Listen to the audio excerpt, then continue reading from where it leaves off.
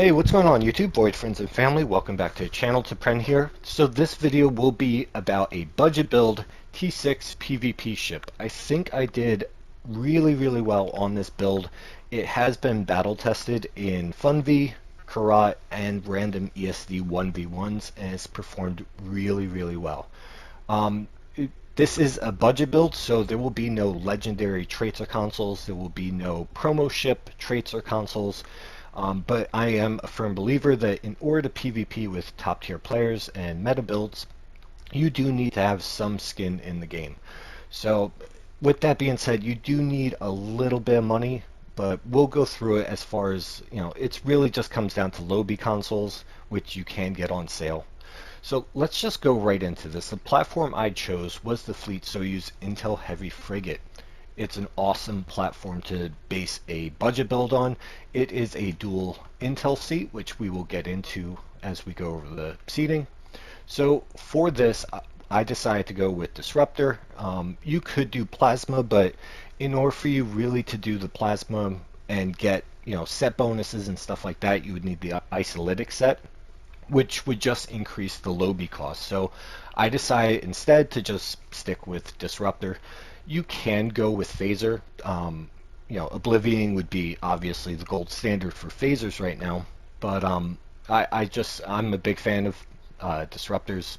It's just personal preference, really. So let's just clear this up now. You see a lot of gold stuff on here, a lot of Mark 15 epic stuff, and as I've said in many other videos, build videos, you do not need everything epic. I have no purple gear that was worth really putting on here. I wish I did. It would have been even a better test. I think it would have performed just as good. You don't need everything epic. Mark 15 on consoles and weapons, even if it's just rare, or very rare I should say, that's fine. Anything after that, you're really just DPS chasing. So let's just start with the weapons. Our Piezo weapon comes from the Lucari rep store. Or not the store, I'm sorry, it's a craftable in the rep. The hidden proc technical overload, it's still pretty much a gold standard. That's why it is all the way to the left, front and center. That way you can always proc that. That's something I just learned in the last couple of weeks. I used to keep it all the way over here, but I'm actually seeing tech overload procking a lot more by keeping it far left. So yeah, even after 5-6 years, it's still a go-to weapon. Disruptor wide angle. This is from the Discovery store. This will tie into a 3-piece set bonus. I'm not really big on torpedoes, even maelstroms, which that's a whole different topic. But to keep this a budget build, a true budget build, I found that rocking the 3-piece set will definitely work.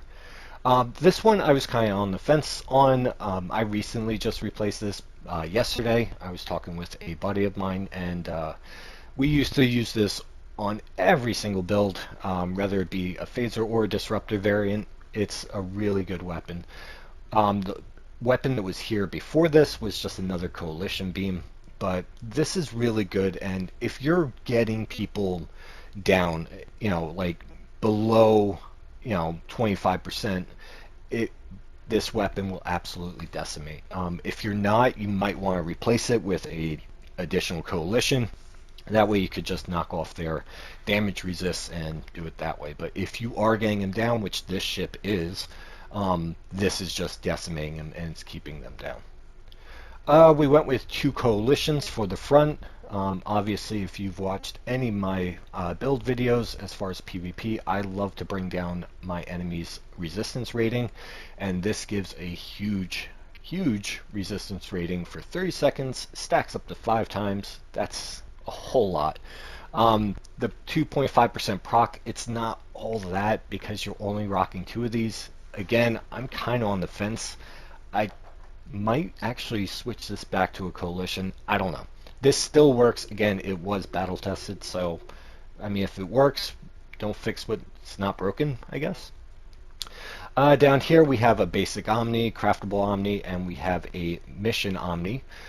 Both of these bring down damage resist, and that is the theme of the weapons in pretty much this entire build. And then last we have a torpedo. Guys, I know it's in the back. I know there's a 90-degree targeting arc. It's okay, because I'm going to explain that. Again, this ties into a 3-piece set bonus. We're getting some crit severity on that, and we're launching torps and stuff like that. Again, you'll see why this is here when we go through the seating. Red Matter Capacitor you could get from the Phoenix store, and this is a mission item. Really good. These two consoles are pretty much a staple in any of my builds. Again, as I always say, if you're equipping this right here, the Subspace Field Modulator, watch your damage screen. Watch what's happening, because if somebody's using a weird proton weapon from, I think it's the Voth store, or Undine, I can't remember, but it would be very weird for them to use that weapon. But if they are, you're going to feel it. Negative 400 proton damage resist rating to yourself. Not fun. But easily swapped out if you want.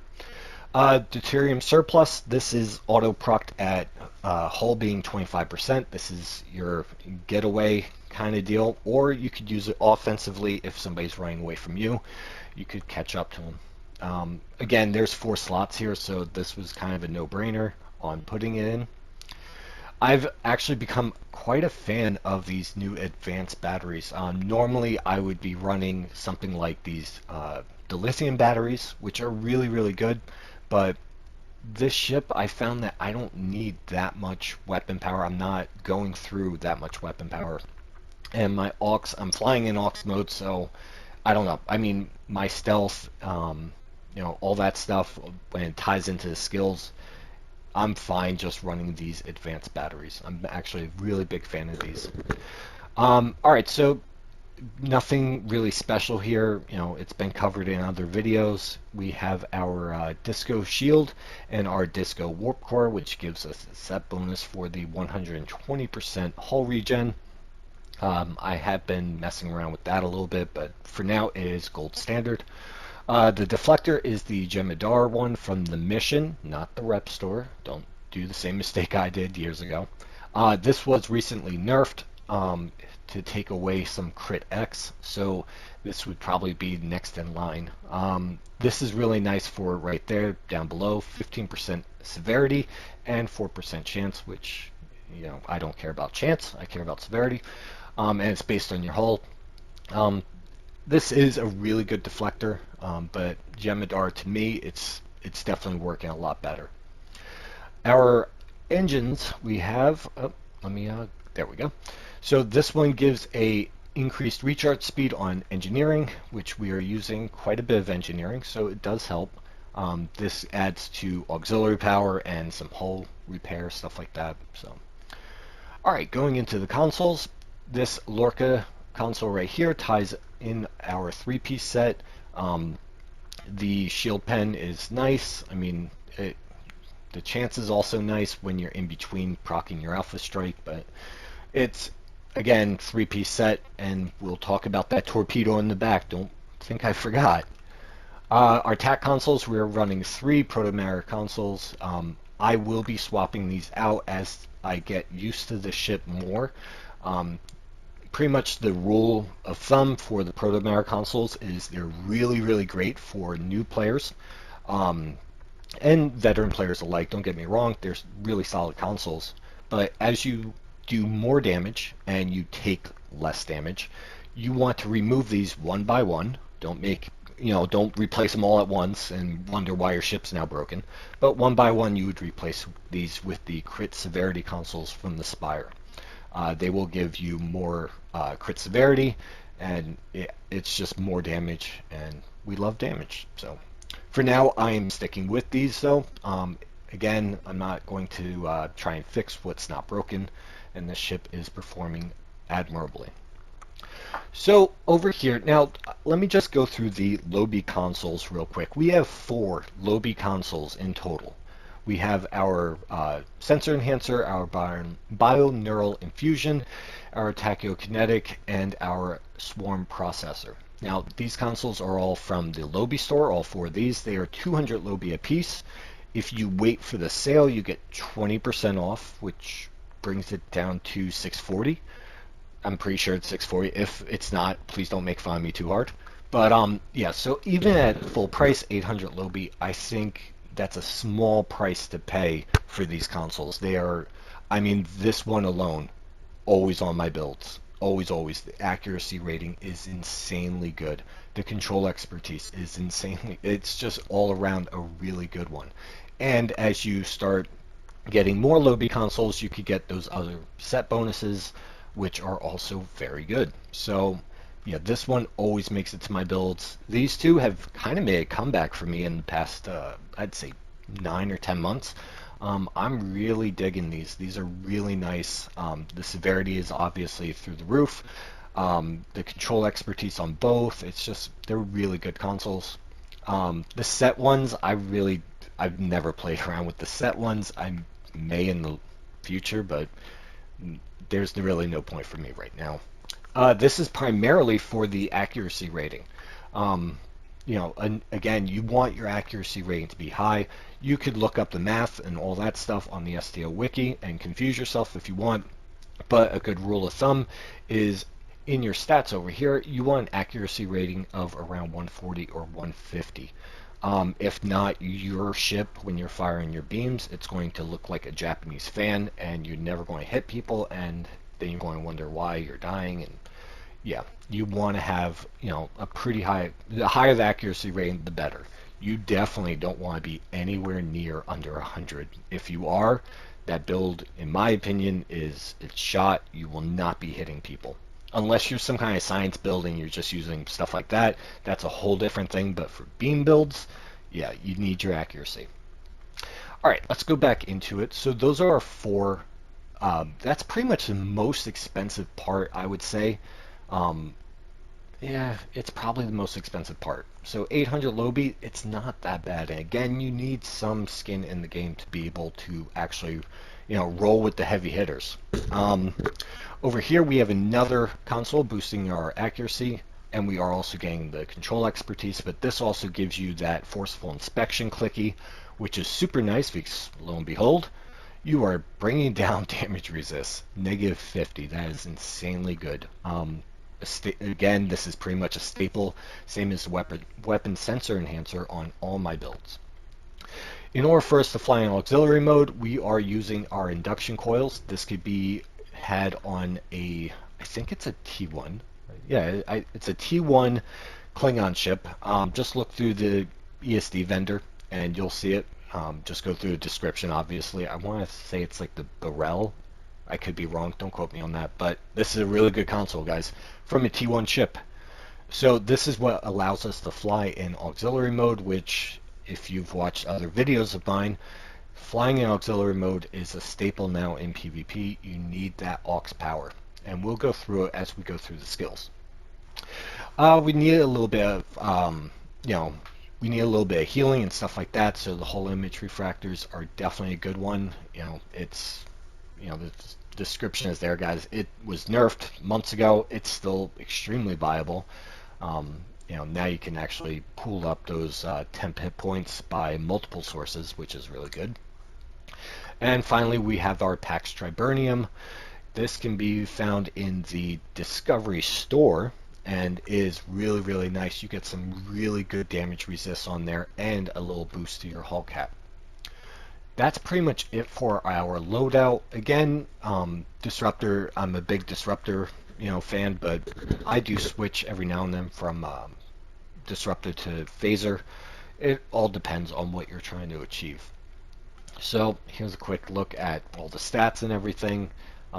Nothing crazy there. I think it could actually use a little bit bigger of a boost on the damage resist, but again, it was battle tested. I'm sticking with this. This is really nice for me.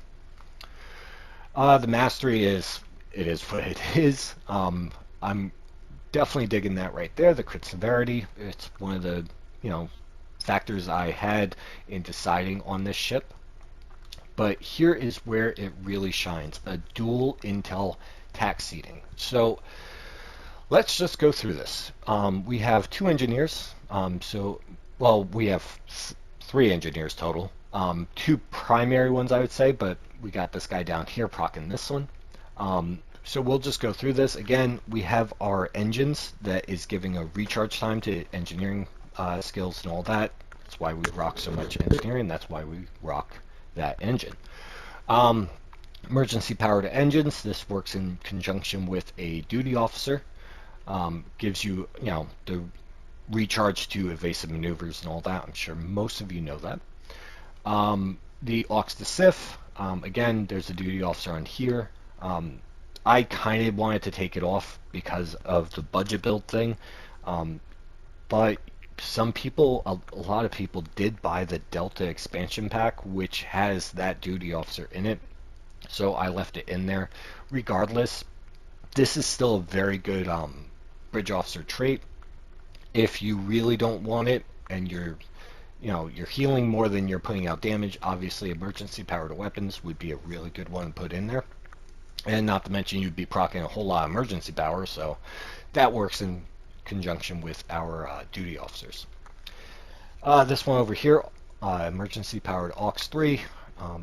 The stats are there, guys. 100% or plus 100 stealth, control expertise, all kinds of stuff going on there. All very good, chunky stuff going on there. For our other engineer, obviously a engineering team 1. You need that, I believe, in PvP. I'm actually on the fence about this science guy over here. The hazard emitters have worked for me very well, but I'm missing out on the science team 1 to help cleanse those debuffs. Yeah, I don't know. I might swap this out. It depends, but for now, it works. So, going up to our attack officer over here, we have our chemosite laced weaponry. It's an auto proc click. If anything, it's nice. It gives a little bit negation to damage resist, so why not put it on there? We are running a preferential targeting setup on here with our cannon scatter volley and our beam overload. Every time these proc, and they do not proc each other, they do not have a shared cooldown. So every time you proc these, every time you proc these, you activate your proto-Mara consoles, which gives you healing. So it's really nice to have. It's no secret this type of setup is years old, years and years old at this point. But we also have a preferential targeting trait, which an NX class, especially right now for the market, you could pick one up for 200 million or less. That's really cheap for a T6, and if anything, this kind of goes obsolete, this entire build, because then you could just transfer everything onto the NX. I mean, obviously the Intel wouldn't be there, but I'm trying to do this for, Anyways, so yeah, we got the preferential targeting over there. Now, I wanted to maximize the amount of Intel skills, because we're also running another trait, Temporal Surge, which can be had from the Zen store. You could use a T6 coupon, which many people have. All you gotta do is play the event. So yeah, the more Intel skills we have, the faster the cooldown on that is, and this is a pretty good setup in my opinion. Obviously we have dual Intel teams. They do have a shared cooldown, but it's not an equal cooldown, so we're running these. Our ETL, usually I reserve this for ETL 3, but I needed this trait here, so there was a trade-off. This trait right here is the explanation for that torpedo being all the way in the back with a 90-degree targeting arc. So you activate this, and it's a 360-degree targeting arc now, so it doesn't matter about that 90 degrees. It doesn't matter about placement, where that torpedo sits. You now fire that from wherever you're facing. You also get 100% shield pen and a small chance to knock off some subsystems. Going back to that torpedo, again, there is a set bonus in here. I do have Maelstroms, but again, budget build, that's very much not part of a budget, in my opinion, to buy a ship just for the torpedoes. It hurt, but it is what it is. There are other torpedoes you could use. The Borg one is nice. This plasma one is nice, or this is the Borg one. The particle emission torpedo is nice. I found that this had very high damage with a moderate cooldown. 8-second recharge is really good in my opinion for a torpedo. And then finally over here, reverse shield polarity, a huge boost to our negation of damage and all that good stuff. It definitely works very well. Alright, so let's get out of here. We'll go into our skills. So again, this is some funky stuff up here for me. I'm not really fond of it, but these are, everyone should have pretty much these traits. If you got your reps maxed out, stuff like that, you know, you should have all this. The only two real traits that we got off of ships, again, preferential targeting, which comes off of the NX, and we have temporal surge, which comes off the Bozeman. This is a lobi store ship. Again, you could get it for 200 million EC, which is really cheap. I actually have been buying up a bunch of NXs because people are panic selling. It's really awesome. Temporal Surge, again, Bozeman, you get it with coupon, or you could just buy it outright off the Zen store. If you do, please wait for a sale. Do not ever pay full price for anything off the Zen store. And then pretty much I just threw these in, guys, because everyone should have them. You know, there's really no reason why I would use this on a meta build, but everyone should have these. So if you have other ship traits, feel free to put them in if they work. I mean, obviously, if they only affect like cannon skills or, you know, science skills, stuff like that, maybe it's not the best trait to put in. Maybe these are better. But again, you should have other starship traits as a PvPer. Down here for our reps, basic setup, nothing crazy here. We got a bunch of severity. We have people losing severity when they hit us. All these are pretty much a staple in all my builds. This one is, it's nice when it actually procs. It's very nice to see people like committing suicide when they shoot at you, but it's rare. I do want to swap this out actually. And then we have Counterstroke. Again, very basic here, pretty much the same in any of my builds. Down here, again, I would say that this is pretty much a staple. You know, I'll go through them real quick just so you know you guys can all see them. But yeah, you can buy these off the exchange. You know, really, it's a matter of what you have and what you want to buy. I mean, you know, if you open up a couple boxes, you will get, you know, personal space trait boxes, and then you could just open them up that way. Maybe ask some of your fleet mates. Maybe they'll sell you one. Maybe they'll give you one. Who knows? But yeah, these traits, they're pretty much basic. Going over here, our space skill loadout. This was a retrain from 2 weeks ago because I kind of experimented with the Hangar Pet Advanced consoles. Horrible experiment on my end. I retrained everything just for Hangar Pets, and I saw a decrease, actually. I don't know. Maybe it was just me. I'm not the best, but...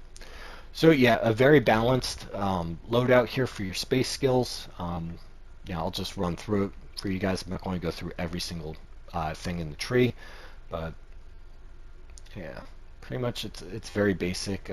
I did make sure I had maxed out on EPG. Obviously, always max out your targeting sensors. I do have a video on skill tree balance and everything. I will put a link in the description for anybody that's actually interested. That video is a little dated, but I still find it fairly relevant. I mean, it's still just as balanced. If anything, I think I have one additional engineer skill here and one less here. Key is have your starship perception, obviously, because look at that, auxiliary power, you know, all that stuff. Oh yeah, it's a big one. So make sure you have that. And your starship stealth is also a very important clicky. If you do nothing else, do this. Make sure you have science pulled up to at least here. Alright, let's back out of there. We'll go through our duty officers real quick. So obviously I'm always running my ground duty officers that affect space. That's another video as far as duty officers. I'll put a link in the description about that, but work towards this. Keep an eye on the exchange. They're worth it. Going into space, here is our Aux to Sif bridge officer. Again, if you bought the Delta expansion pack, you have this unlocked on your entire account. If not, this particular bridge officer on the exchange, the lowest I've seen yet is 600 million EC. I would not advise somebody buying that the placate for 4 seconds doesn't even, it seems like it doesn't even work all the time. Um, I don't know. That's just me though. I mean, I usually if I'm getting shot at, and I'm really taking a lot of damage, I proc this. It's kind of hit and miss if it even works. So she's on report for sure. Quartermaster, work towards it. Do your officer assignment missions, all that stuff. Get a cooldown bridge officer, quartermaster. You need it. The warp core engineer. Again, all these are pretty self-explanatory. Our deflector officer, activating bridge officer ability, blah blah blah. Yeah. These should not be here. I don't know why they're here. I'm not sure if I saved my loadout. I'm pretty sure I did not save my loadout, obviously, or they would not be here. So these will definitely change. This one will have to be, let's just do it right now. We go into science, we go down to deflector officer, and we're going to find a intel engineer. Intel engineer. There we go. So these do not stack, but they do work with each other. Now, if you have two 37 and 47s, they will not stack. I was actually proved wrong about my idea of it, and yeah, they do not stack. I sat there, I did a bunch of maths and a bunch of testing. They don't stack. But free association, other bridge officers do. So if you want to put like attack intel one, you could do that over here, as long as it's not the same exact variant. I will be changing this too. I'll do it later, not in the video. Obviously, we're not proccing gravity well. So that's pretty much it, guys. That is the build in its entirety. Again, this was tested, and it's performed really, really well. Just to go over a little bit the aesthetics, obviously Bowel Black is gorgeous on anything. Even that fugly, am I allowed to say fugly? I'm not sure. Whatever, it's my channel, right? Yeah, that intel ship, the event ship. So over here in our visuals, we also, thank you Izzy, by the way, for showing me this, the super cooled combat impulse engines. So if you're ever in a intel ship, or a PvP for that matter, which you probably are because you're watching this video, it's really hard to maintain where your ship is pointing, and you could redesign it in the ship designer, put bigger nacelles on it, whatever. But with this super cooled engine, it lights up the sky. Let's take a look at that. Oh my, that's bright. So yeah, there's no mistaking that right here, that's where you should be shooting. It's really, really good little vanity kind of setup there. If you've watched my Jemadar build, obviously I use that over the Deimos just because it has giant brake lights on it, and it helps with targeting. So that's it, guys. If you have any comments, please put them down there in the comments section. I'd love to hear them. I'd love to see your budget builds. A lot of people have been doing this recently, and I think this is really going to help out new upcoming PvPers that, they have no problem dying, but they want to get better. That's the entire point. I think this is a really, really great platform, a great build to get into PvP at a very low cost. Again, like, share, subscribe, all that good stuff, and game long and prosper.